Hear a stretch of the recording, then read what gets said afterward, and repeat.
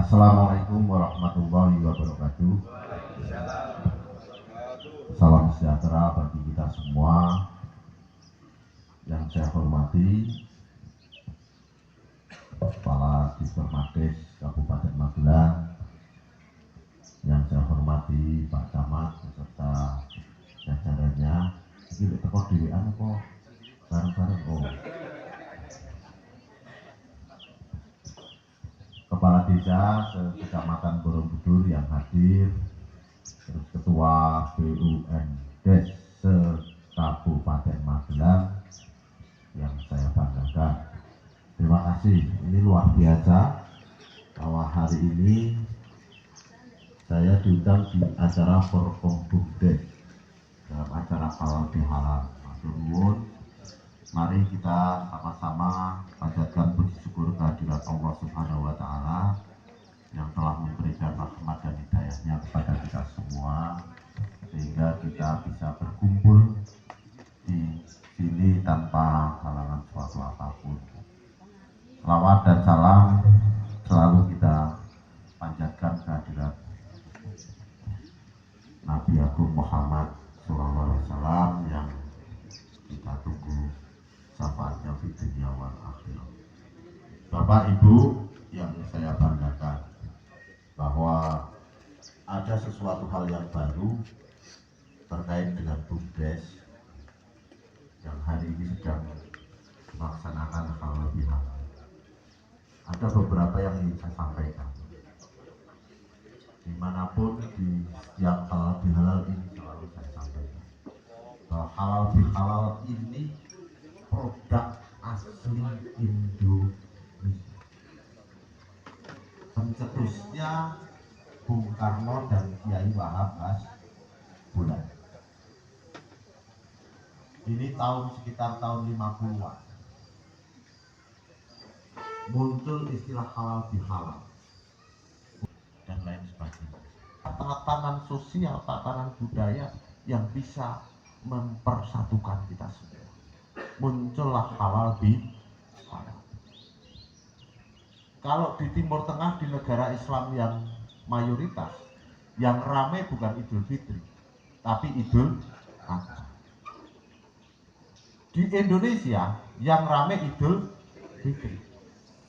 Yang luar biasanya, ini kita rasakan sebagai bangsa Indonesia, bukan hanya sebagai seorang Muslim.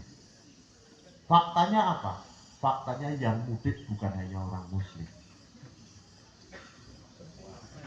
Semua agamanya apapun, mangsane bodoh mudik. Terus gitu. Nah, ketika mudik yang digoleki pertama kali siapa? Pertama kali mbok kuwi Muslim, mbok kuwi non Muslim, maka nek zaman bodoh, sasi bodoh sungkem karo wong luar biasa. Dan itu dicetuskan oleh founding fathers kita. Dan itu sampai hari ini kita laksanakan, dan kalau kita mau merasakan, inilah salah satu keseriusan founding fathers kita dalam mempersatukan bangsa ini. Mereka tidak ego sektoral, aku wong Muslim apa ora, aku wong Jawa atau bukan. Semua disatukan dalam negara Kesatuan Republik Indonesia. Ini yang perlu kita garis bawahi bersama. Maka halal bihalal ini menjadi satu motivasi bagi saya khususnya. Bagaimana kita hari ini bisa saling memaafkan, dan dari situ muncul silaturahim, dari silaturahim muncul kebersamaan, dari kebersamaan muncul pergerakan bersama yang endingnya nanti output dan outcome-nya kita harapkan bermanfaat bagi masyarakat. Seperti yang dilakukan oleh Bung Karno dan Kiai Wahab Bulan. Hari ini kita masih melihat Indonesia. Coba kalau saat itu tidak terjadi halal bihalal, dan halal bihalal hari ini tidak ada di Indonesia, maka kehidupan beragama kita akan menjadi kering. sasi bodoh wis nggonku dudu nggonmu. Nggih. Dan itu. Dan hari ini kita menunjukkan bahwa kita bangsa Indonesia bisa mewujudkan Islam sebagai rahmatan lil alamin. Ini luar biasa. Nah, di sini saya ingin sampaikan inilah spirit yang memulai kita. Kita duduk bersama di sini dalam acara halal bihalal. Saya berharap kita semua bisa menghikmati spirit yang telah dibangun oleh para pendiri bangsa ini. Bagaimana kita berangkulan, duduk bersama, hilangkan ego kita, bahwa hari ini kita itu bukan siapa-siapa. Bumdes mau berdiri sendiri dengan gayanya sendiri, dengan pinternya sendiri, menghadapi dunia yang seperti ini. Wis lah, kowe arep lulusan S3 Oxford gitu. Wis tak jamin tidak ada hasil. Ya kita harus bergandengan tangan. Semua bumdes juga magang mari bergandengan tangan. Saling mengubah. Jangan bersaing.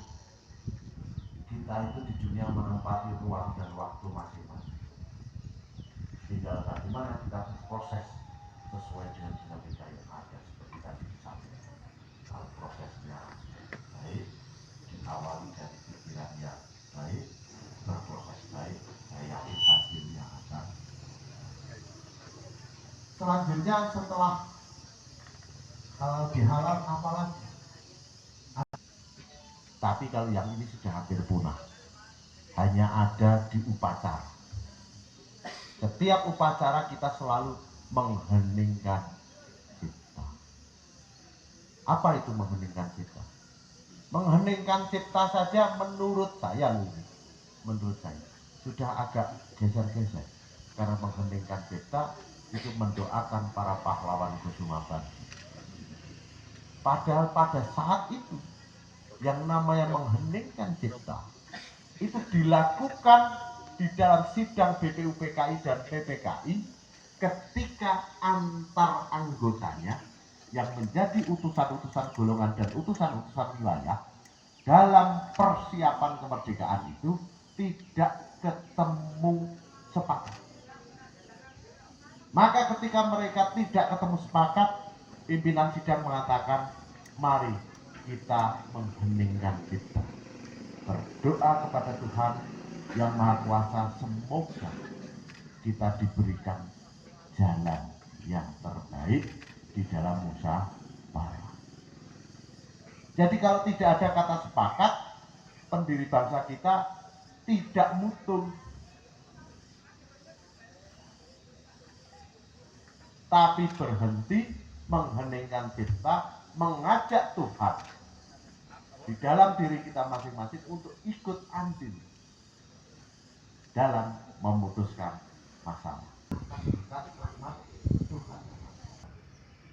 Terus betul. Setiap permusyawaratan itu selalu dihikmati oleh nilai-nilai